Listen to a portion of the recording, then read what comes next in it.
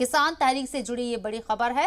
Sindhu border पर रास्ता खाली कराने का मामला है। सुप्रीम कोर्ट ने समाप्त करने से इनकार किया है।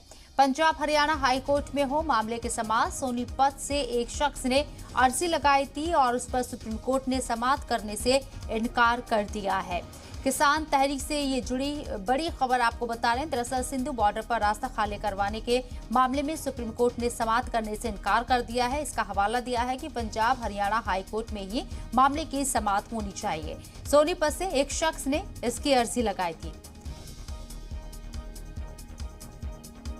तो सिंधु बॉर्डर पर रास्ता खाली कराने को लेकर मामला सुप्रीम कोर्ट पहुंचा था, लेकिन सुप्रीम कोर्ट ने इस अर्जी पर मना कर दिया है। समाप्त करने से हवाला दिया है कि हरियाणा पंजाब हाई कोर्ट में ही इस पर समाप्त होनी चाहिए।